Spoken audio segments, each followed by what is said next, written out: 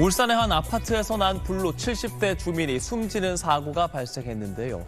베트남전 참전 국가유공자로 확인돼 안타까움을 더했습니다. 지난 28일 울산 남구의 한 아파트 7층에서 불이 났습니다.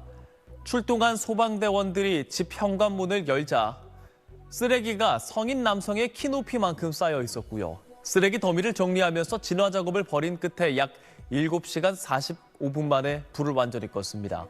그리고 이곳에 살고 있던 70대 남성 A씨, 쓰레기 더미 위에서 심정지 상태로 발견돼 병원으로 옮겨졌지만 끝내 숨졌습니다.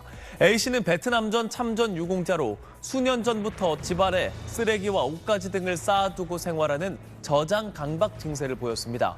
아파트 관리사무소는 물론 구청과 동 또 행정복지센터에서도 여러 차례 정리를 권유했으나 A씨가 강하게 거부했고 제도적으로는 강제할 수 있는 수단이 없어서 관리에 한계가 있었던 걸로 전해졌습니다. 네, 오늘 첫 소식 정말 놀랄만한 일인데요. 이 가정집에서 무려 80톤에 달하는 생활 쓰레기가 나왔다는데 어떻게 이만큼이나 쌓일 수가 있죠? 예, 대구 수성구의 한 주택에는 지난 몇 년 동안 마당과 집안 곳곳에 쓰레기가 쌓이면서 이 악취가 나고 해충이 나와서 민원이 끊이지 않았었습니다.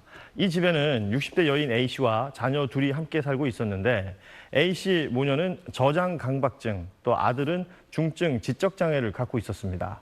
구청 측은 지난 5년 동안 11차례에 걸쳐 이 집을 청소했지만 가족들은 청소한 뒤에도 다시 쓰레기 쌓기를 반복해왔습니다.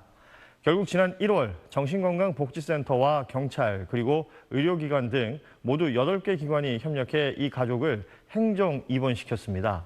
그리고 동의를 얻어 사흘 동안 다시 청소를 해서 80여 톤의 쓰레기를 수거했습니다.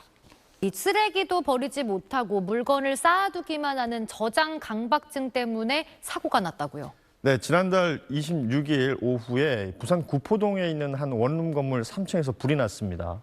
이 타는 냄새를 맡은 임대인이 문을 열고 들어가 보니 50대 여성 A씨가 침대 옆에서 숨진 채 발견됐습니다. 방에는 1톤 트럭을 가득 채울 만큼의 쓰레기가 쌓여 있었는데요. 경찰은 저장 강박증을 앓고 있던 A씨가 실내에서 흡연을 하다 주변으로 불이 옮겨 붙은 것으로 추정했습니다.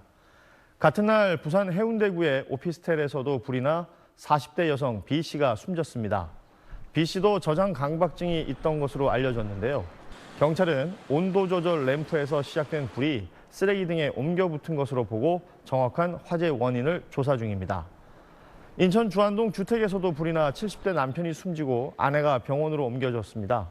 저장 강박은 쓰지 않는 물건도 버리지 않고 모두 집에 모아두는 강박장애 일종으로 노인층이 젊은 층보다 3배가량 많은 것으로 알려졌습니다.